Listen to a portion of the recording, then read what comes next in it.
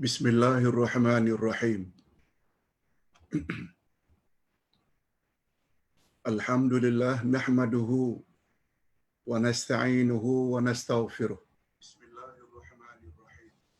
Wa na'udzu billahi min shururi anfusina wa min sayyiati a'malina. Man yahdihillahu fala mudilla lahu wa man yudlil fala hadiya lahu.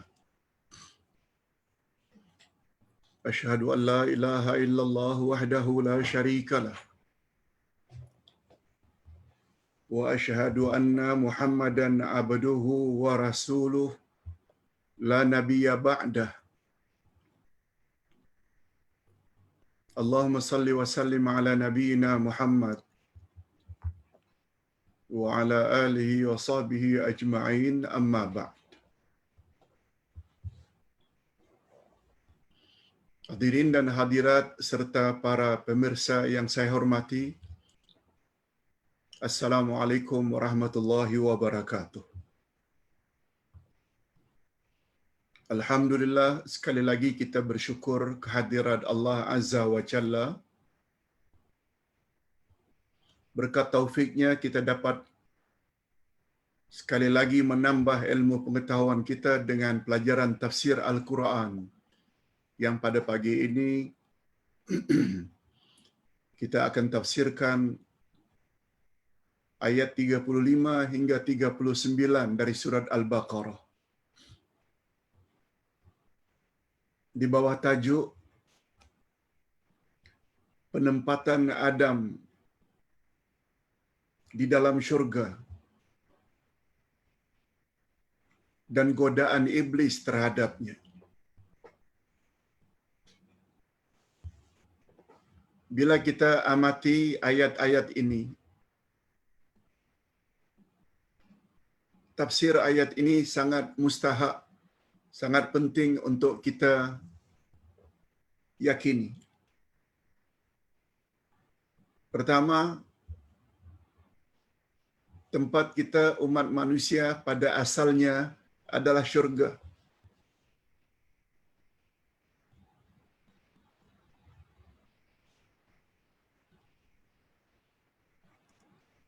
Tetapi mengapa manusia yang akhirnya tidak ke syurga tapi ke neraka? Penyebabnya ialah karena mereka ikut godaan dan rayuan iblis. Nah, kalau ingin selamat, terhindar dari neraka, bila mati nanti kembali ke tempat asal yaitu syurga, ada dua syaratnya. Nanti kita akan jelaskan. Ini yang Ustaz katakan, memahami 5 ayat ini, 35, 36, 37, 38, 39 Al-Baqarah, sangat penting. Bukan sekedar baca, fahami dan laksanakan dalam hidup sebelum dijemput oleh Allah, sebelum masuk kubur. Sekarang masanya.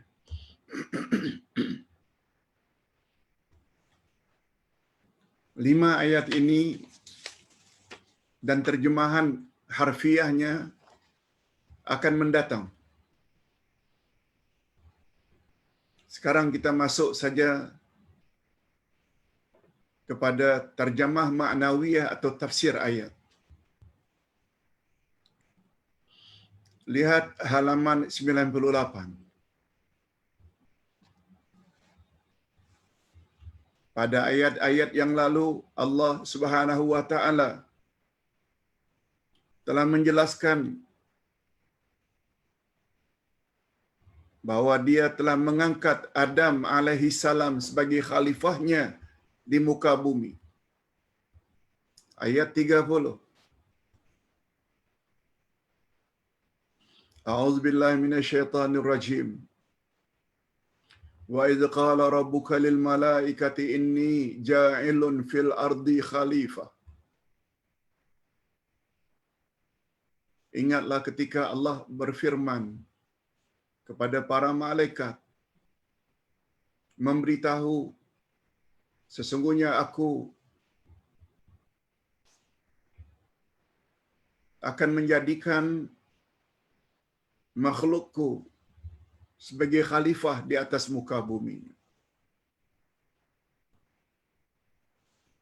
Allah maklumkan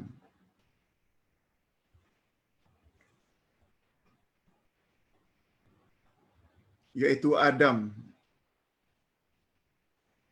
Lalu Adam telah diberinya ilmu pengetahuan yang Allah tidak bagi kepada para malaikat.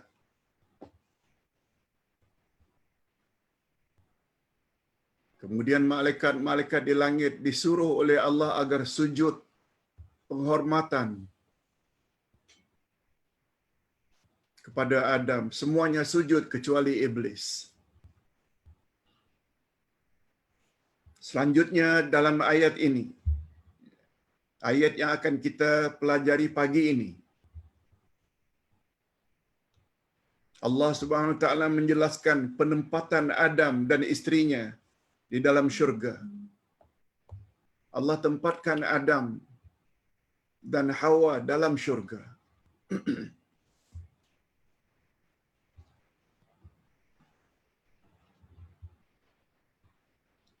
Allah Subhanahu wa taala juga ceritakan iblis goda Adam dan Hawa, datuk dan nenek kita.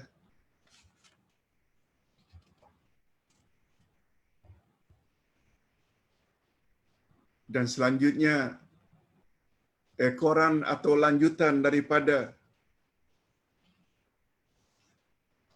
atau disebabkan ikut rayuan dan godaan syaitan.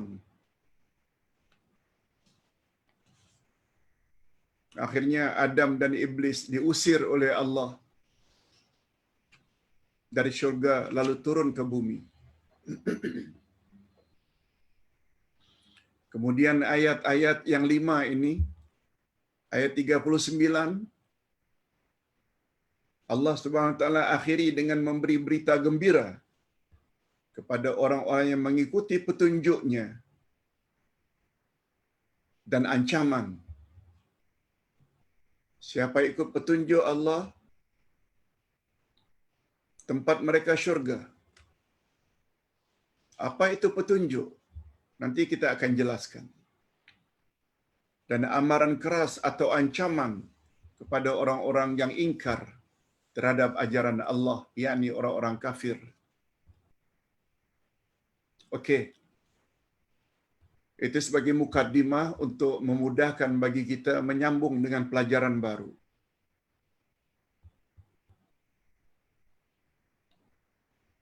A'udzubillahi minasyaitonirrajim.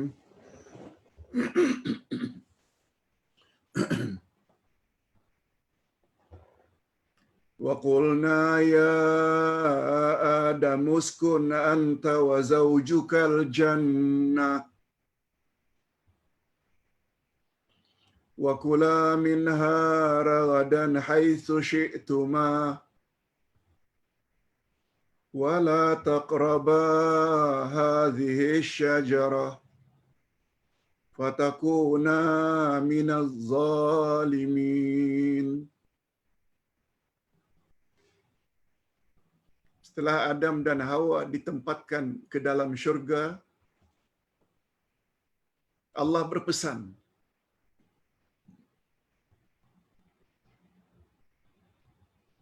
dalam bentuk suruhan dan larangan. Dan kami berfirman, dan Allah gunakan istilah kami, bukan maknanya Tuhan itu banyak. Sebab penggunaan dalam bahasa Arab, kadang-kadang kami dengan makna seorang, tapi dengan tujuan untuk ta'zim, menyatakan betapa agungnya, hebatnya Allah. Apa kata Allah? Dan kami berfirman, hai Adam, diamilah oleh kamu dan istri kamu dalam syurga ini, dan makanlah makanan-makanannya yang banyak, lagi baik di mana saja kamu sukai. Kamu, Adam dan Hawa, bebas menikmati apa yang ada di dalam syurga. Nak makan apa saja, silakan makan. Tapi Allah pesan, dan janganlah kamu dekati pohon ini yang menyebabkan kamu termasuk orang-orang yang zalim.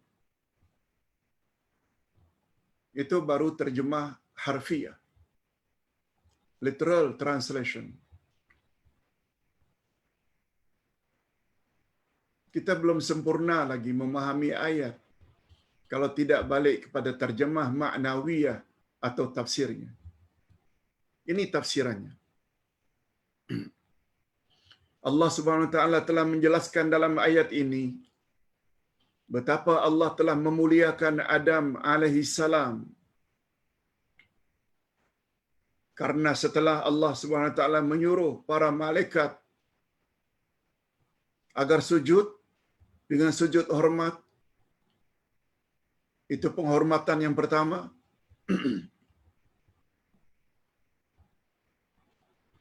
Kemudian Allah menyuruh pula Adam dan istrinya Hawa mendiami syurga.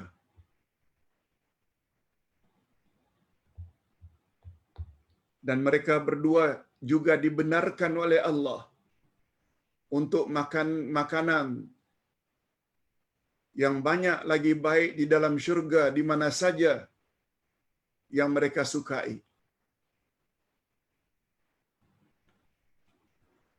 Para ulama berbeza pendapat tentang syurga. Para ulama berbeza pendapat tentang syurga yang didiami oleh Adam itu. Apakah di langit atau syurga itu di bumi? Jumhur ulama tafsir atau majority berpendapat syurga yang dimaksudkan itu adalah di langit. Mengapa mereka berpendapat di langit? Nanti kita akan jelaskan.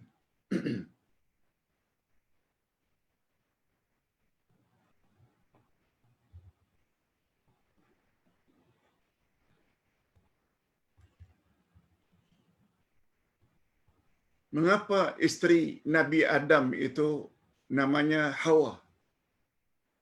Kalau tidak salah, Ustaz belum ceritakan pada minggu lalu. Ceritanya macam ini.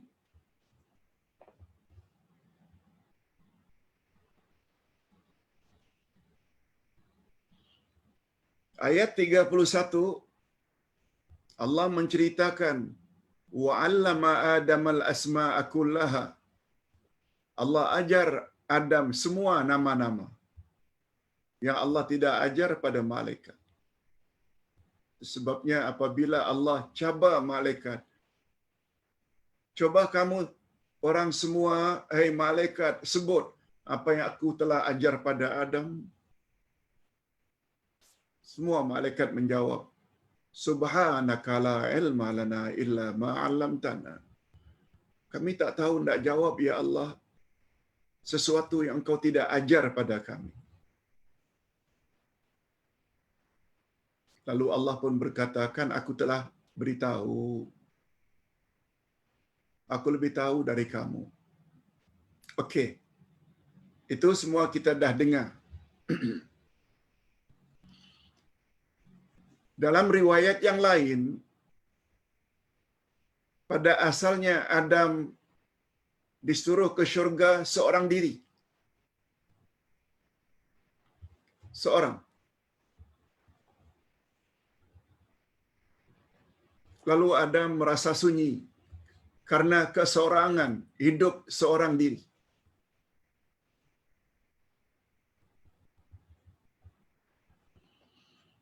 Dalam hatinya, ya Allah, alangkah bahagianya kalau aku ada kawan ada pasangan. Dalam keadaan menginginkan itu ialah tiba-tiba menjelma satu makhluk.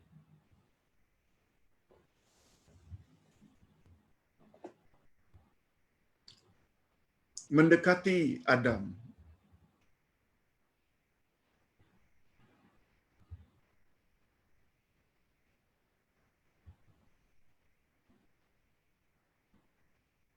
Akhirnya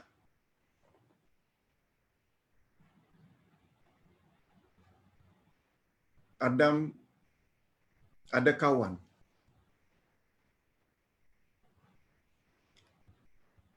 Ketika itulah dalam tafsir disebut para malaikat yang melihat keadaan demikian, Adam yang pada asalnya seorang diri,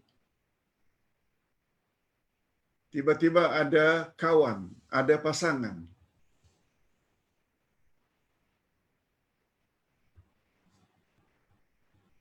Lalu para malaikat yang tidak tahu bertanya, "Ya Adam, ya Adam,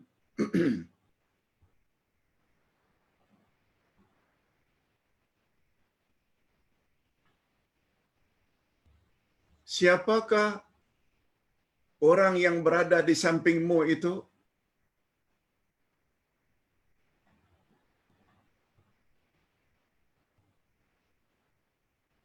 Adam menjawab. Ingat ya, malaikat tak tahu semua nama.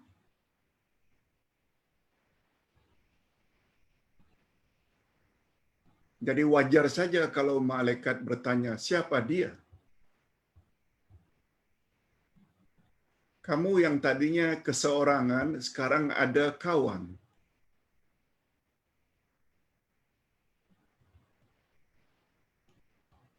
Madza sammaitaha? Siapa kau namakan dia?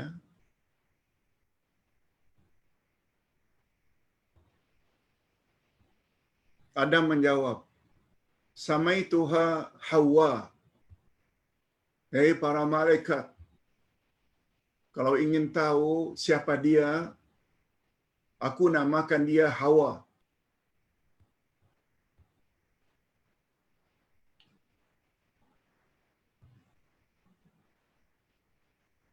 Lalu Adam ditanya lagi oleh malaikat, "Limadza sammaitaha Hawa?" Mengapa engkau namakan dia Hawa?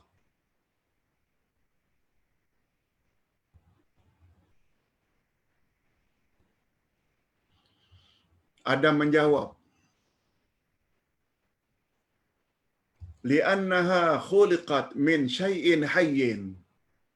Aku namakan dia Hawa karena dia dicipta dari sesuatu yang hidup.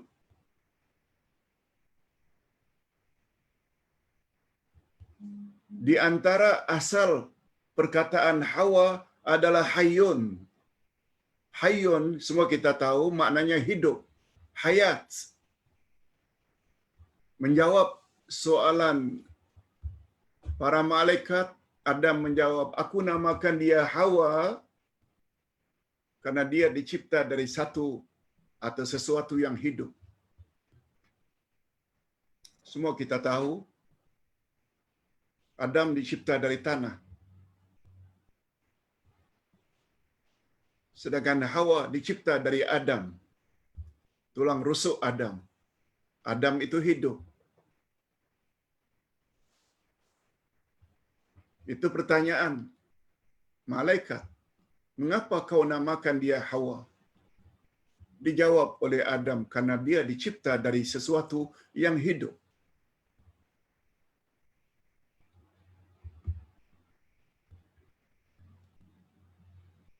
Kemudian malaikat tanya lagi,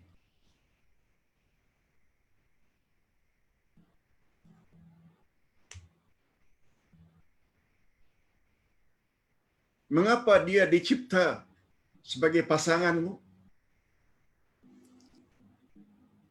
Kalau tadi pertanyaannya mengapa dia dinamakan Hawa, sekarang pertanyaan berubah kepada Untuk apa dia dicipta?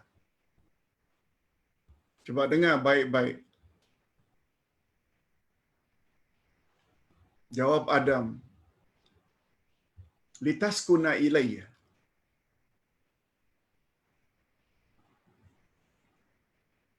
Supaya dia dapat menenteramkan jiwaku. Inilah faedahnya pasangan.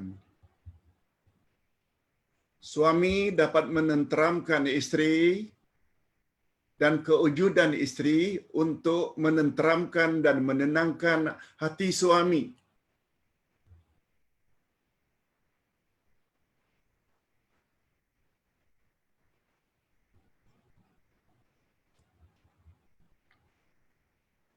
Adanya pasangan membuat jiwa kita menjadi tenteram. Jadi adanya suami bagi seorang istri supaya dia tenteram.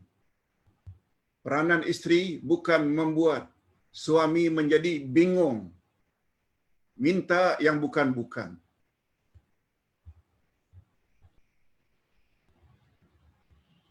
Adanya istri bukan membuat suami menjadi bertambah masalah, tapi coba tolong menyelesaikan masalah.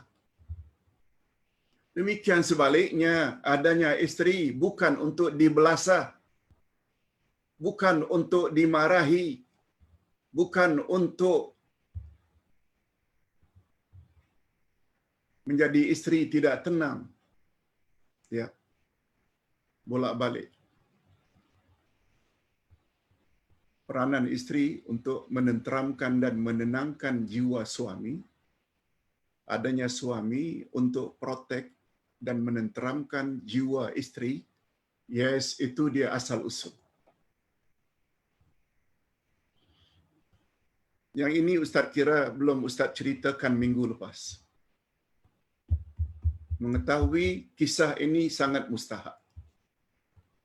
Kisah dialog antara Adam dengan malaikat tentang asal usul Hawa. Mengapa dinamakan Hawa? Untuk apa Hawa dicipta? Untuk Adam? Semuanya dah terjawab. Beginilah seharusnya pasangan suami istri di muka bumi anak cucu Adam. Itu sebabnya dalam Al-Quran, nanti kita akan jumpa dalam surat Al-Baqarah juga. Hunna libasul lakum wa antum libasul lahunna. Istri adalah pakaian bagi suami dan suami adalah pakaian bagi istri. Nanti kita akan jelaskan dengan panjang lebar makna pakaian. Okey, kita teruskan.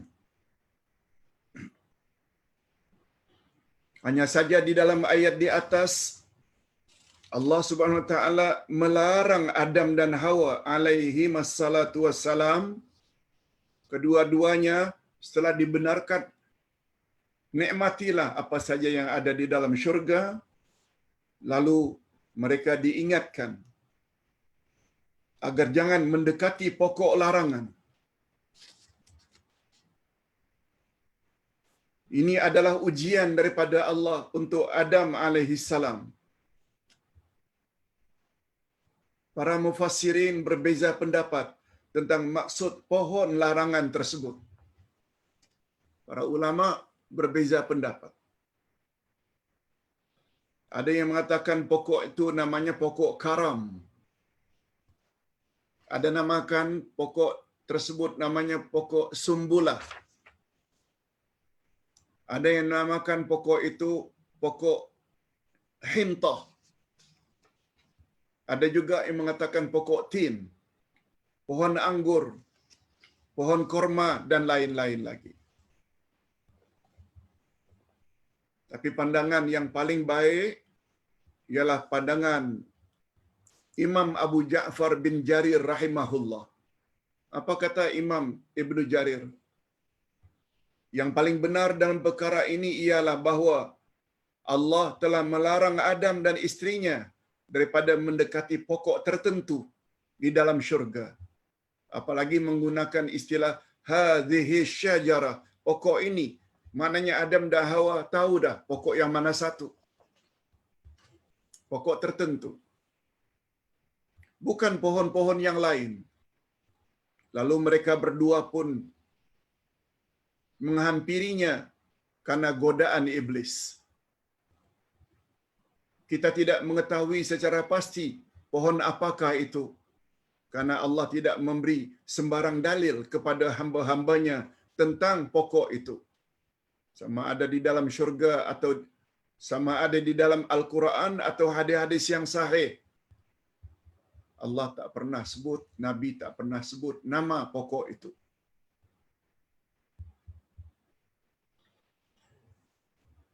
Ada yang mengatakan pokok anggur, ada pula yang mengatakan pokok tin. Sebenarnya, ini dia prinsip. Sebenarnya pengetahuan tentangnya, jikapun diketahui, tidak akan mendatangkan manfaat kepada orang alim yang mengetahuinya.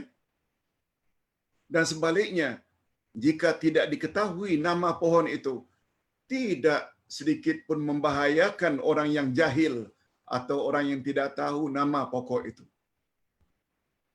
Allah lah yang lebih mengetahui. Sampai di situ saja. Pokoknya ada pokok tertentu yang dilarang. Tentang apa nama, tak payah tahu. Sehingga dikatakan kalau tahu pun tak menambah ilmumu. Andai kata kamu tak tahu nama pohon itu, kamu tak dikatakan orang jahil. Lebih baik katakan saja wallahu a'lam. Allah lebih tahu. Berikutnya pada ayat 36, apa kata Allah? Iblis telah gelincirkan mereka berdua dengan menggoda mereka. Bukan saja mendekati, malah makan buahnya. Ini ayatnya. فَأَزَلَّهُمَا الشَّيْطَانُ عَنْهَا فَأَخْرَجَهُمَا مِمَّا كَانَا فِيهِ وَقُلْنَا اهْبِطُوا بَعْضُكُمْ لِبَعْضٍ عَدُوٌّ وَلَكُمْ فِي الْأَرْضِ مُسْتَقَرٌّ وَمَتَاعٌ إِلَى حِينٍ.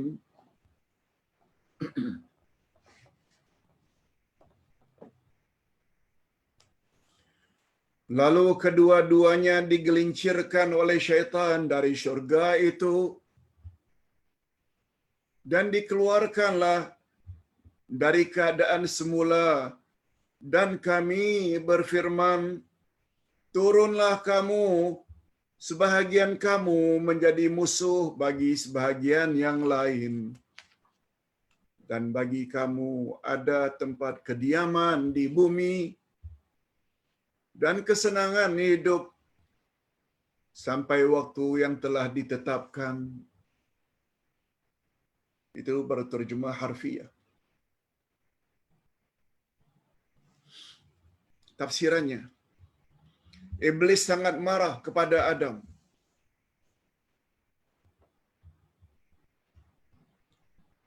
Karena menurut anggapannya, Adamlah yang bertanggungjawab dan penyebab utama ia dimurkai dan dikutuk oleh Allah Azza wa Jalla. Dia dendam.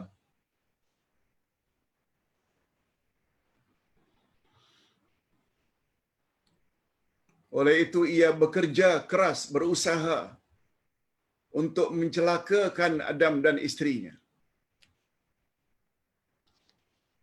Orang dendam. Dan bagi dia, Adamlah penyebab dia dilaknat dan dikutuk oleh Allah. Oleh sebab itu, dia tidak balas. Supaya Adam juga mesti celaka, dimurkai oleh Allah. Allah menceritakan di dalam Al-Quran bahawa di antara cara iblis menipu Adam ialah dengan mengatakan kepada Adam. Ini kita ambil dari surat Al-A'raf ayat 20 dan 21. Ayat ini pula menjelaskan ayat tadi. Cara iblis menggoda Adam. Kita sebagai anak cucu Adam perlu ambil pengajaran dari ayat ini. Supaya jangan sampai melalui cara yang sama kita akhirnya dimurkai oleh Allah.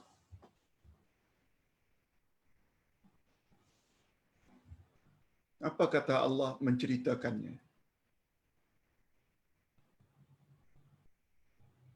Iblis berkata,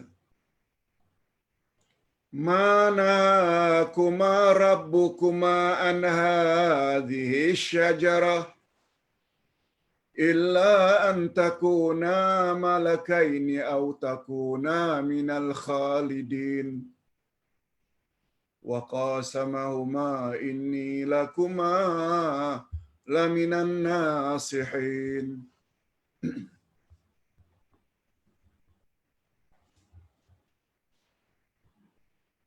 Apa kata iblis atau cara iblis mencelakakan Adam? Iblis berkata, Tuhan kamu berdua, Adam dan Hawa, tidak melarangmu dari mendekati pokok ini. Coba tengok. Allah kata, la taqraba hadhihi syajarah. Adam dan Hawa dah dengar dah arahan Allah. Jangan kamu berdua dekati pokok ini. Iblis datang mendakwa, sebenarnya Tuhanmu tidak melarang kamu mendekati pokok ini. Melainkan supaya kamu berdua tidak menjadi malaikat dan supaya kamu berdua tidak menjadi orang yang kekal berada di dalam syurga. Coba lihat dari sudut itu, dia goda.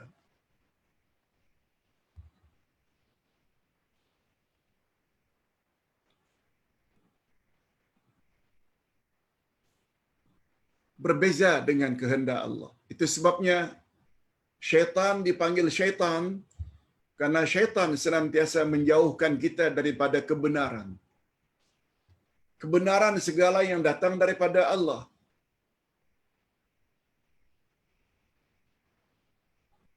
Salatlah kamu, tutup auratlah kamu, puasa Ramadanlah kamu. Itu adalah kebenaran sebab datangnya daripada Allah. Nah, kalau begitu Pak Ustaz, kalau ada orang yang tidak salat, tidak puasa, tidak tutup aurat, dia ikut Allah ke atau ikut syaitan? Ikut syaitan. Itu sebabnya makna syaitan ba'idun anil haq. Tanpa dia sadari. Kalau dia salat, dia puasa, tutup aurat, maknanya dia ikut kehendak Allah. Tapi kalau salat dah tidak, puasa tidak, tutup aurat pun tidak di khalayak ramai, bermakna dia telah buat bercanggah dengan apa yang Allah suruh. Dengan kata lain, dia sedang ikut kehendak syaitan. Itu makna syaitan.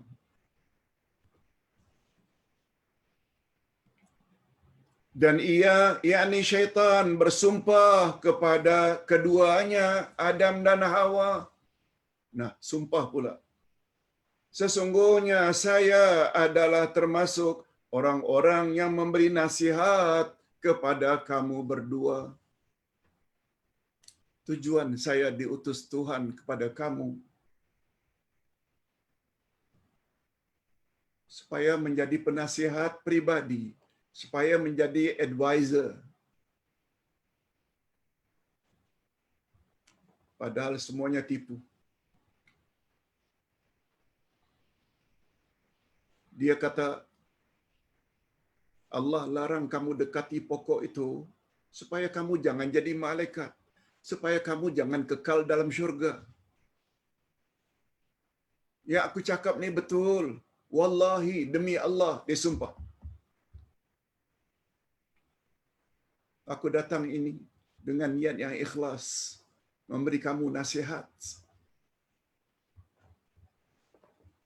Berapa banyak orang yang tergoda dengan rayuan syaitan melalui cara ini.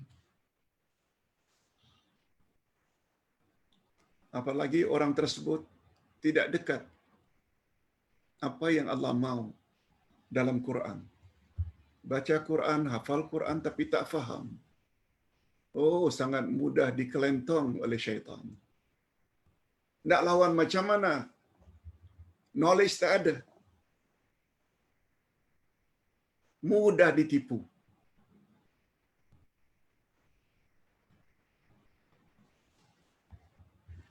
Usaha iblis itu ternyata berhasil.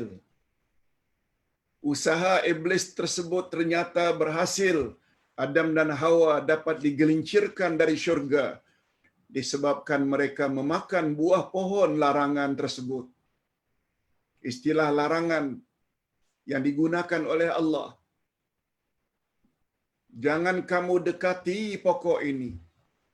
Allah tidak sebut jangan makan buah pokok ini.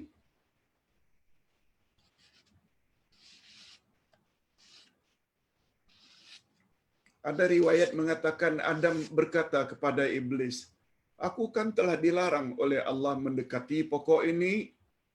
Mengapa kamu suruh aku makan buahnya?"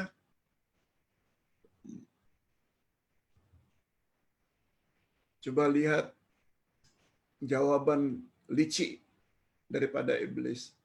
Memang betul, aku tahu yang Allah larang itu dekati pokok ini.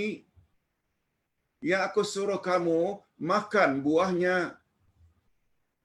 Nah, hati-hati istilah ini. Dalam ilmu tafsir disebut ada istilah mafhum muwafaqah. Pemahaman tersirat yang lebih besar.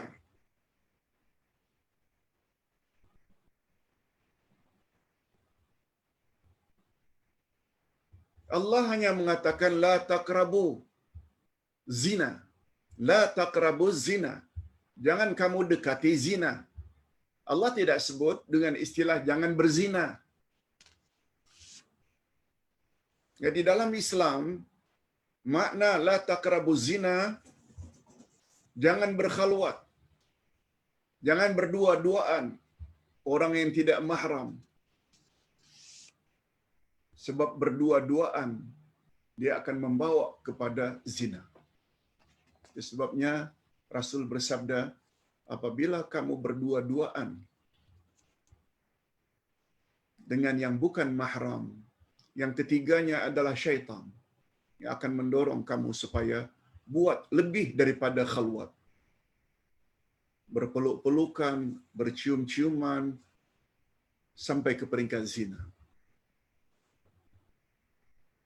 Jangan kamu dekati harta anak yatim. Allah tak sebut jangan kamu makan harta anak yatim.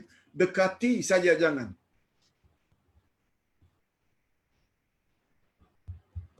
Dalam ilmu tafsir ada satu istilah mafhum muwafaqah. Pemahaman yang tersirat yang lebih besar. Allah hanya katakan kepada anak-anak la taqul lahuma uffin. Jangan kamu katakan pada ibu bapakmu. Allah tidak sebut jangan bunuh mereka, jangan pukul mereka. Dia membawa makna kalau katakan saja tak boleh, lebih-lebih lagi yang lebih besar dari itu. Yes. Itu dia cara orang yang faham Al-Quran.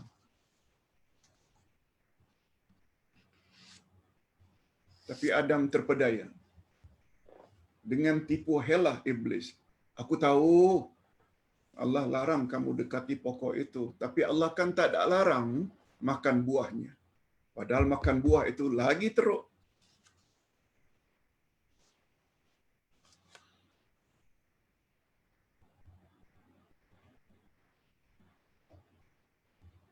Ini sama betul dengan istilah jangan kamu dekati harta anak yatim. Maksudnya mendekatinya saja sudah dilarang. Apatah lagi sampai memakannya. Begitu juga dengan istilah jangan kamu dekati zina. Itu sebabnya istilah Pokok khuldi. Kita selalu sebut pokok khuldi. Itu adalah penamaan yang datang daripada iblis. Khuldi maknanya kekal. Bila kau makan, kau akan kekal. Itu istilah-istilah yang dipesongkan, yang digunakan oleh iblis untuk memesongkan anak cucu Adam. Dedah aurat itu lambang moden tahu. Orang yang tutup-tutup aurat ini orang kolot, orang kampungan. Itu semua istilah iblis. Kita bila mendengar riba, kita takut. Iblislah yang telah menggunakan, merubah istilah riba menjadi faedah. Siapa yang tak tertarik dengan faedah? Dengan istilah bunga, siapa yang tak tertarik bunga? Apalagi bunga itu dikatakan interest. Memang riba sesuatu yang interesting, menarik. Semua penamaan-penamaan merubah dari riba kepada interest, kepada bunga, kepada faedah, itu semua kerja syaitan. Syaitan manusia. Kita tak faham. Hadirin dan hadirat rahimakumullah. Dan lanjutan dari kesilapan Adam dan istrinya, karena menuruti godaan dan tipu daya syaitan itu, akhirnya mereka dikeluarkan oleh Allah dari syurga yang penuh kelezatan dan keseronokan ke bumi yang penuh dengan derita dan kesengsaraan. Antara mereka saling bermusuh-musuhan, yakni Adam dan Hawa dari satu sisi manusia, iblis dari satu sisi yang lain. Mereka senantiasa bermusuh-musuhan. Itu sebabnya Allah banyak tempat dalam Al-Quran menyebut bahawa syaitan itu aduwwum mubin. Dia adalah syaitan, dia adalah musuhmu yang nyata. Bukan musuh yang samar-samar lagi. Aduwwum mubin. Adam dan zuriatnya akan menjadi seteru dan musuh iblis dan keturunannya. Iblis dan zuriatnya akan berusaha bersungguh-sungguh untuk mencelakakan Adam dan anak cucunya. Ayat ini mengandungi peringatan kepada kita keturunan Adam agar waspada selalu terhadap godaan syaitan. Sebagaimana firman Allah. Apa kata Allah? Inna syaitana lakum aduwwam fattakhidhuhu aduwwa. Inna yad'u hizbahu liyakunu min ashabis sa'ir. Surat Fatir ayat 6. Apa kata Allah? Sesungguhnya syaitan itu adalah musuh bagimu. Maka jadikanlah dia musuhmu. Karena sesungguhnya syaitan-syaitan itu hanya mengajak golongannya supaya mereka menjadi penghuni neraka yang menyala-nyala. Iblis ajak kita supaya masuk syurga. Allah Subhanahu wa taala pula suruh kita supaya kembali ke negeri asalmu, syurga. Bercanggah. Nah sekarang selagi hayat di kandung badan, buat pilihan. Make your choice. Enggak jadi pengikut ajaran Allah ke yang dibawa oleh Rasulullah? Atau dah ikut yang satu lagi, syaitan? Fikir. Sebelum mati, fikir. Kalau ikut Allah, mantapkan iman, jangan ada syirik, khurafat. Buatlah amal-amal saleh sebagaimana yang Allah suruh, yang Rasulullah telah explain bagaimana caranya, bilangannya, jenisnya, timingnya. Syurga, insya-Allah. Tapi apabila ingin mentaati Allah tapi ikut cara sendiri, lebih ikut kata tuan guru walaupun tidak ada dalil, kita bimbang. Allah tak akan terima amal tersebut. Make your choice sebelum terlambat. Allah Subhanahu wa taala menjadikan bumi. Allah Subhanahu wa taala menjadikan bumi untuk tempat tinggal mereka. Adam dan Hawa serta iblis akhirnya diusir daripada syurga supaya turun ke bumi. Itu sebabnya bumi dihuni oleh manusia dan jin. Mereka boleh menikmati apa saja yang ada di dalamnya, tetapi hanya sementara. Di bumi, Allah dah sebut dah pada pelajaran 2 minggu yang lalu. Allah jadikan di atas muka bumi ini semuanya adalah untuk kamu. Kita boleh menikmati, tapi ingat, untuk sementara saja. Punya rumah, punya kereta, punya beg yang mewah-mewah, yang mahal-mahal. Sementara saja. Bila mati, semua tinggal. Itu maksudnya.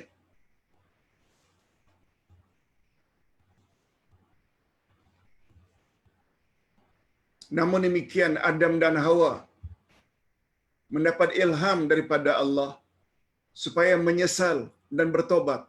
Ini ayatnya yang menjelaskan. Ayat 37.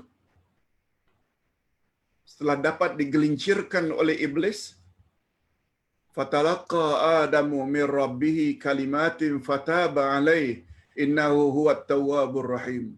Kemudian Adam menerima beberapa kalimat dari Tuhannya. Maka Allah menerima tobatnya. Sesungguhnya Allah Maha Penerima Tobat lagi Maha Penyayang. Tafsirannya, Allah mengilhamkan kepada Adam beberapa kalimat untuk diungkapkannya sebagai tanda taubatnya. Allah gunakan istilah Allah ilhamkan. Sebab Adam belum jadi nabi lagi.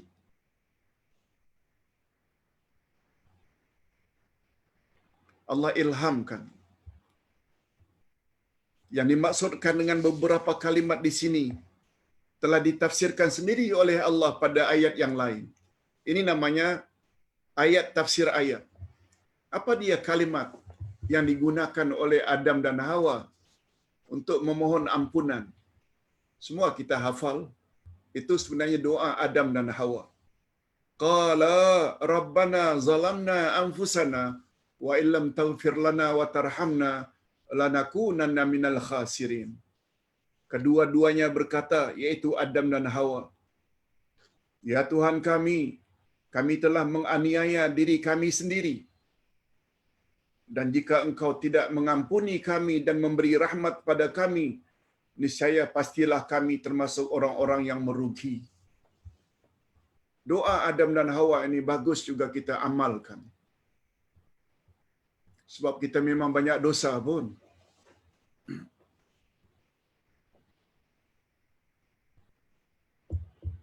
Dalam kitab tafsir disebut, ketika Adam dan Hawa makan buah larangan. Dalam tafsir disebut, lalu Allah Subhanahu wa taala lucut, cabut pakaian syurga mereka. Yang indah-indah Allah lucut. Lalu dalam keadaan malu, mereka ambil daun-daun syurga, tutup aurat mereka. Nah, ketika itu mereka memohon, Rabbana zalamna anfusana wa illam taghfir lana wa tarhamna lanakunanna minal khasirin. Ya Allah, kami mengaku bahwa kami telah berbuat zalim, telah melanggar larangan-Mu. Sekiranya Engkau tidak ampuni dan kasihani kami, sudah tentu kami termasuk ke dalam golongan orang-orang yang merugi. Ini di antara doa sebagai contoh puji-pujian kepada Allah. Tetapi mengandung makna doa. Itu sebabnya kita pernah sebut doa terbagi dua. Ada namanya doa ul masalah, doa sambil meminta. Allahumma firli wali walidayya, oh Tuhan ampunkanlah dosaku dan dosa kedua ibu bapakku. Itu namanya doa ul masalah, doa sambil minta. Tapi ada satu lagi namanya doa usana. Doa tapi dalam bentuk sanjungan atau pengakuan diri bahwa diri ini zalim. Membuat pengakuan sebagaimana pengakuan yang dibuat oleh Nabi Yunus dalam perut ikan. Inni kuntu minaz zalimin. Aku termasuk orang-orang yang zalim. La ilaha illa anta. Tidak ada Tuhan yang berhak disembah melainkan Engkau. Subhanak, Maha Suci Engkau. Inni kuntu minaz zalimin. Aku termasuk orang-orang yang zalim. Itu doa juga. Doa itu namanya doa sana, doa sanjungan. Itu sebabnya dalam sujud, bacalah banyak-banyak subhana rabbiyal a'la wa bihamdi, subhana rabbiyal a'la wa bihamdi. Tapi dalam hati kita mengharap, ya Allah, ya Allah, lembutkanlah hati suamiku supaya jangan suka membelasah. Ya Allah, lembutkanlah hati istriku supaya menutup aurat di luar rumah.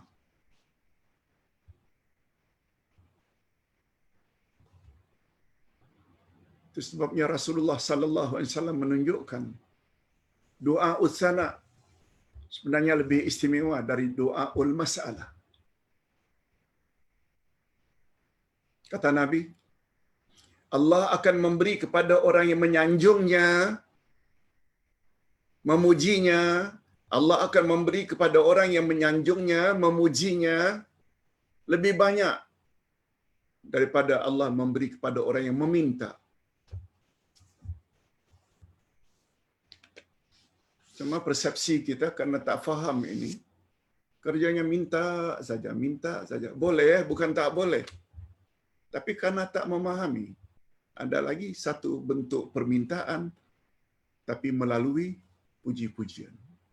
Itu sebabnya kata Nabi dalam hadis sahih, afdalud doa alhamdulillah. Doa yang paling afdal adalah segala puji bagi Allah. Itu sebabnya pertambahan ilmu agama berasaskan Quran dan Sunnah sangat-sangat mustahab.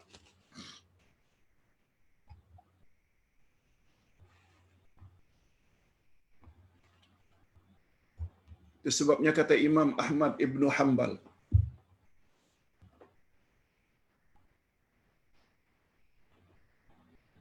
apa kata Imam Ahmad Ibnu Hanbal?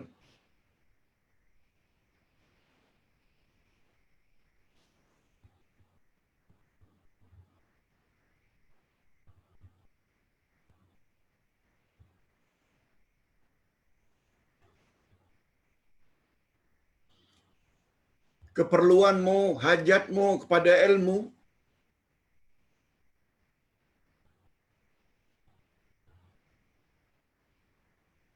melebihi daripada keperluanmu dan hajatmu kepada makan dan minum.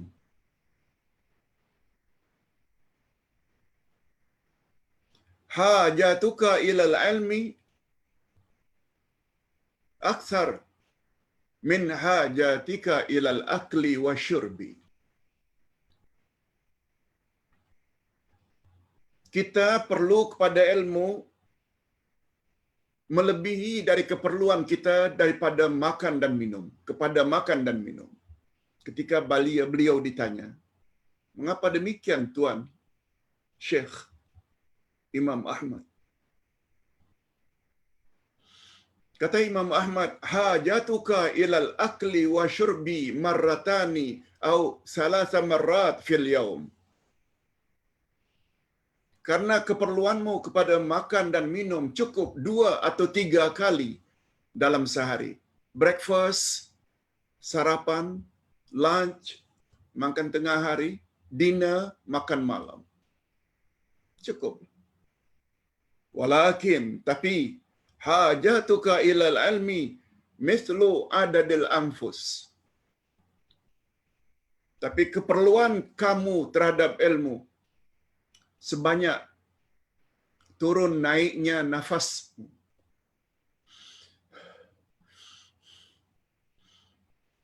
Coba tahan, jangan bernafas kalau tidak innalillah.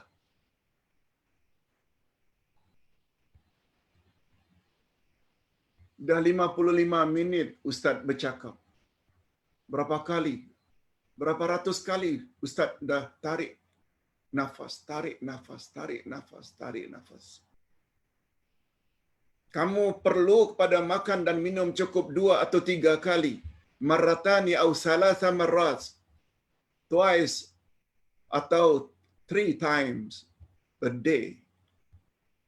Tapi keperluanmu kepada knowledge sebanyak turun naiknya nafas. Ustaz yakin kita setuju dengan pandangan ini. Tambah ilmu memang sangat mustahak. Hadirin dan hadirat, izinkan Ustaz minum sebentar.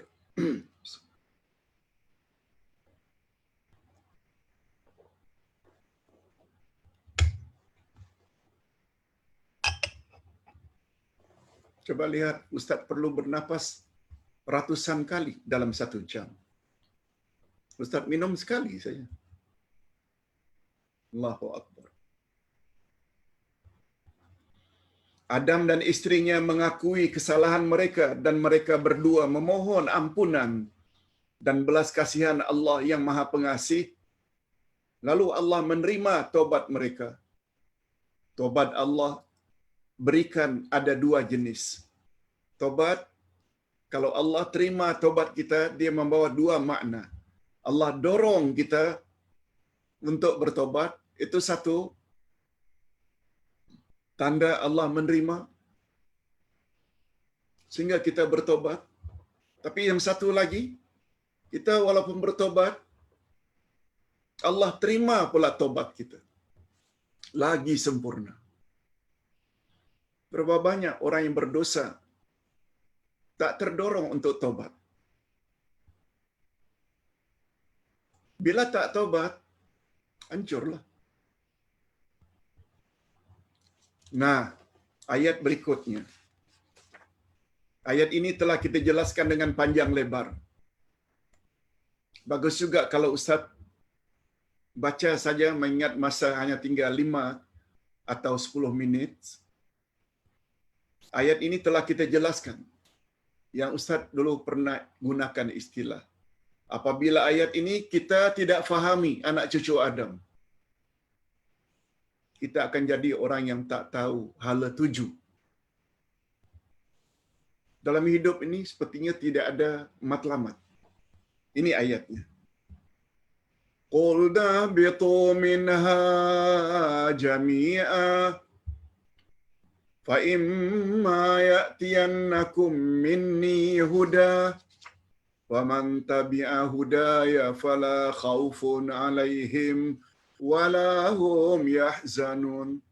Kami berfirman, izinkan Ustaz untuk menjelaskannya secara bebas.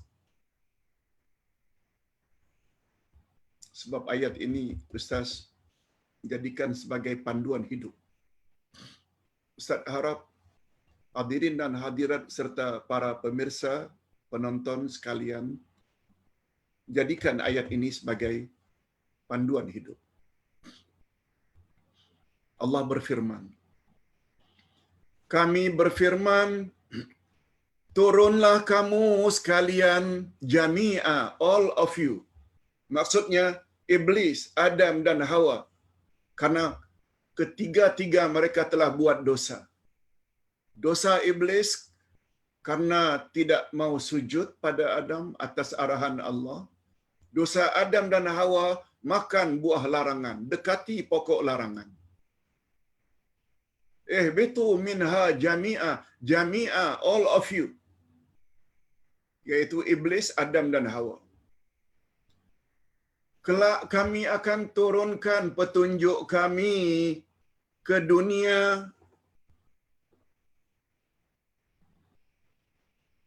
Siapa yang mengikuti petunjuk kami itu, mereka tidak perlu takut dan tidak perlu merasa sedih. Pengajaran yang dapat diambil. Ini yang Ustaz janjikan tadi. Syurga tempat Adam dan Hawa itu di langit atau di bumi. Para ulama berbeza pendapat, tapi pendapat yang lebih kuat di langit. Apa sebab di langit? adanya istilah ihbitu. Turunlah kamu semua. Betul tak makna turun dari atas ke bawah? Itu bermakna syurga tempat Adam dan Hawa mula-mula duduk adalah di langit. Ingat ya, dalam bahasa Arab langit maknanya atas. Itu sebabnya bahasa kita bahagian mulut, bahagian atas, di dalam mulut kita bahagian atas namanya langit-langit. Shilling yang buruk lalu kita tutup dengan kain, itu namanya langit-langit. Itu menunjukkan syurga tempat Adam dan Hawa itu di langit. Dengan adanya istilah ihbitu, turunlah kamu. Adapun makna, itu sebabnya mereka disuruh oleh Allah agar turun dari syurga. Turun ke mana? Jawabnya ke bumi. Bumi adalah mustaqar, tempat tinggalnya manusia, keturunan Adam dan Hawa, dan jin. Dari jenis jin, dari kelompok iblis, dari kelompok syaitan. Kita dah jelaskan minggu lalu, syaitan adalah dari kalangan jin. Lalu kepada kedua-dua jenis makhluk ini, insan dan jin, yang telah mendapat tugas yang sama agar beribadat pada Allah, sebagaimana firman Allah pada ayat 56 Az-Zariyat,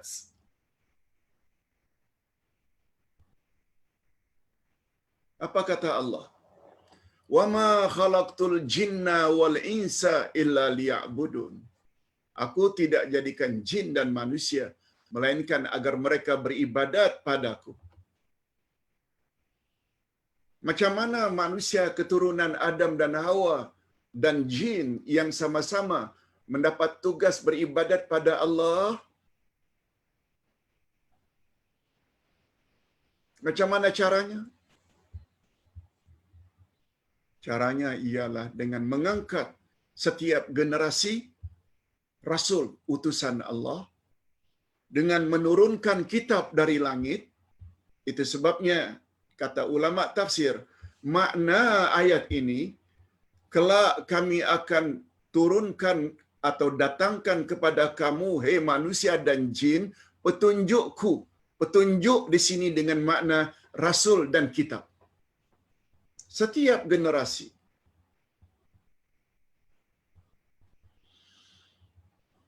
Umat Nabi Musa ikut Musa dan kitab zaman itu Taurat, ikut. Zaman Nabi Isa ikut Isa dan ikut Injil, ikut. Itu petunjuk. Dan untuk umat akhir zaman, jangan lupa Rasul kita Nabi Muhammad, kitab kita Al-Quran. Ikut Quran, ikut sunnah. Lalu apa janji Allah? Faman tabi'a hudaya, siapa ikut petunjukku itu, Rasul dan kitab, fala khaufun alaihim wala hum yahzanun. Mereka tidak perlu takut dan mereka tidak perlu bersedih hati. Takut dengan sedih ada perbezaan. Takut menyangkut perkara future. Sedih mengenang masa silam. Jadi dalam hal ini apa makna ayat? Hei Abdullah, hei Muhammad, wahai Syamsuddin, wahai Abdul Aziz, wahai Halimah, wahai Fatimah, wahai Maryam. Selagi kamu hidup, kamu ikut Rasulullah, kamu ikut Al-Quran, jangan kamu terlalu takut menghadapi masa depan. Apa masa depan setiap manusia kita yang hidup ini? Soal mukar wa nakir dalam kubur. Timbang menimbang amalan, setelah hari kiamat di padang mahsyar. Meniti siratal mustaqim. Jangan terlalu takut. Itu maksudnya. Tapi dengan syarat, kamu ikut Rasul dan kamu ikut kitab. Walahum yahzanun. Dan mereka tidak perlu bersedih hati. Dalam kubur baru sedih, ya Allah, dulu ada peluang untuk ikut kuliah online. Tapi saya sibuk saja. Ya Allah, dulu ada peluang untuk menambah ilmu. Tapi saya malas membaca. Ya Allah, dulu saya tahu ada seseorang yang mengajar berdasarkan Quran dan Sunnah. Dan dijamin orang tersebut tidak akan sesat. Tapi saya tak mau ikut. Sebab saya terlalu fanatik, ta'assub dengan tuan guru. Itu namanya menyesal. Itu namanya bersedih hati. Bersedih hati maknanya mengenang masa silam. Dah tak ada guna lagi dah. Kalau tidak menyesal sekarang ini, ikut ajaran yang betul. Ikut ajaran yang ada dalil Quran dan Sunnah. Hadirin dan hadirat rahimakumullah, kita sampai ke ayat yang terakhir. Ustaz kira apa yang Ustaz ceritakan tadi itu clear. Ini penjelasannya. Ayat yang terakhir. Walladzina kafaru wa kazzabu biayatina ulaika ashabun nar hum fiha khalidun. Adapun orang-orang kafir dan mendustakan ayat-ayat kami, mereka itu penghuni neraka, mereka kekal di dalamnya. Na'udzubillahi min dzalik.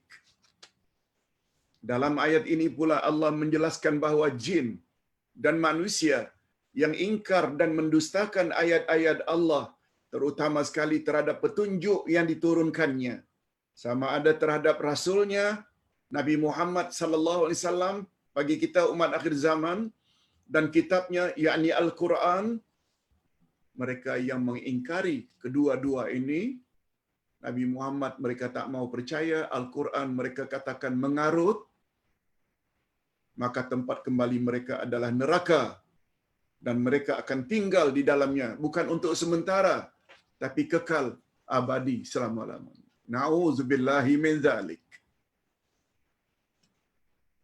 Cuma Ustaz ingin ingatkan, kadang-kadang orang itu tidak kafir. Dia Muslim, dia Muslimat. Percaya Nabi Muhammad itu Rasul yang terakhir. Percaya Quran adalah kalamullah. Tapi Nabi Muhammad dia perlekeh Al-Quranul Karim, dia tak mau tahu, termasuk ke dalam golongan orang yang ingkar tadi. Sebab Allah gunakan istilah pada ayat sebelumnya, faman tabi'a hudaya, siapa yang ikut petunjukku, ikut. Bukan hanya beriman pada Nabi dan Al-Quran, ikut sunnah Nabi. Fahami Al-Quran, tafsirannya, dan laksanakan dalam hidup, baru layak dikatakan ikut Quran dan sunnah. Itu sebabnya Nabi gunakan istilah, aku tinggalkan dua pedoman untukmu wahai umat. Selagi kamu berpegang teguh, kamu tak akan sesat selama-lamanya, yaitu Quran dan sunnahku. Semuanya saling menguatkan. Ayat ini dan ayat-ayat yang hampir serupa dengannya telah membahagi manusia, makhluk jin dan manusia kepada dua golongan. Kesimpulannya dua golongan saja. Sama ada jin atau manusia. Ada di kalangan mereka yang akan hidup bahagia. Mudah-mudahan kita termasuk golongan ini. Dan ada pula dari mereka yang akan hidup menderita. Na'udzubillah min dzalik. Dan di dalam ayat-ayat tersebut juga dinyatakan dengan jelas sifat-sifat dan amalan-amalan mereka masing-masing. Itu sebabnya Quran dikatakan pedoman. Pedoman dengan makna panduan. Dengan melaksanakan suruhan, menjauhi larangan. Cuma problem yang Ustaz selalu sebut, macam mana nak buat suruhan Quran, menjauhi larangan Quran. Andai kata Quran tidak difahami, hanya baca saja. Yang diutamakan ilmu tajwid saja. Tafsir Quran tidak diambil berat. Sebenarnya itu yang syaitan mahu. Syaitan kata tak ada masalah nak baca Quran, bacalah. Tapi tak perlulah sampai faham. Bagi orang yang faham pula, syaitan kata tak apa, dah bagus tajwidnya, faham pula tafsirnya, tapi tak payah diamalkan. Semua itu syaitan punya godaan satu demi satu. Nah, sampai ke peringkat yang terakhir. Dah faham, amalkan. Tak payahlah kamu berdakwah. Cukuplah untuk dirimu sendiri.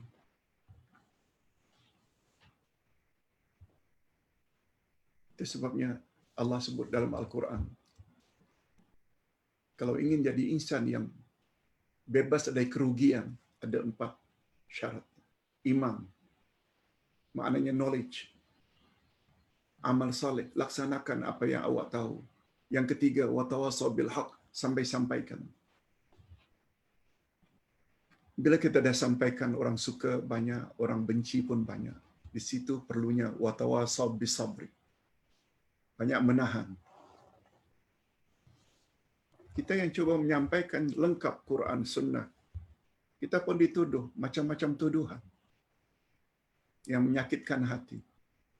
Tapi kita tidak give up, tidak serik. Sampaikan juga. Allah tahu. Umur kita bukan lama pun lagi. Tak lama lagi kita akan menemui Allah Azza wa Jalla. Allah akan bantu kita. Bagi yang ingin selamat, ikut Quran, ikut Sunnah. Dan dia dalam ayat-ayat tersebut juga dinyatakan dengan jelas sifat-sifat dan amalan-amalan mereka masing-masing. Jadi pada prinsipnya jin adalah sama atau serupa dengan manusia. Dari segi berhak mendapat ganjaran dan sebaliknya mendapat hukuman. Sama, exactly. Sebagaimana mereka juga serupa dari segi kewajiban melaksanakan perintah dan menjauhi larangan daripada Allah. Ustaz kira cukup sampai di sini dulu. Kita jumpa lagi insya-Allah sambungan ayat pada minggu hadapan. Kita akhiri dengan doa. Alhamdulillahirabbil alamin wassalatu wassalamu ala asyrafil anbiya'i wal mursalin wa ala alihi wa sahbihi ajmain. Ya Allah, ya Tuhan kami, walaupun hanya 5 ayat kami belajar pagi ini, tapi sungguh banyak panduan-panduan yang pasti yang kami perolehi. Oleh sebab itu berilah kami taufik-Mu, dorongan-Mu untuk kami laksanakan. Terutama terhadap ayat yang ke-38. Engkau telah turunkan Adam, Hawa dan Iblis dari syurga turun ke bumi. Lalu penduduk bumi, iaitu manusia dan jin, Engkau datangkan hidayah-Mu. Dan kami sekarang dah faham makna hidayah tersebut. Adalah rasul demi rasul dan kitab demi kitab. Dan Kau telah berjanji, siapa yang ikut hidayah-Ku, dia tak perlu takut menghadapi masa depannya. Dia tak perlu bersedih hati ketika meninggalkan dunia. Masukkanlah kami, ya Allah, ke dalam golongan tersebut yang mengikuti Quran-Mu dan Rasul-Mu, Quran dan Sunnah, supaya kami tenang di dunia dan kami akan bahagia di alam kubur dan di akhirat nanti kami layak memasuki syurga. Berilah kami kekuatan, ya Allah, bukan hanya untuk kami, tapi juga untuk ahli keluarga kami, ibu bapa kami, pasangan kami, zuriat kami, supaya kami sama-sama Engkau masukkan ke dalam syurga. Wassallallahu ala nabiyyina Muhammad wa ala alihi wa sahbihi ajma'in. Alhamdulillahirabbil alamin. Subhanakallahumma wa bihamdik Asyhadu an la ilaha illa anta astaghfiruka wa atubu ilaik. Assalamualaikum warahmatullahi wabarakatuh.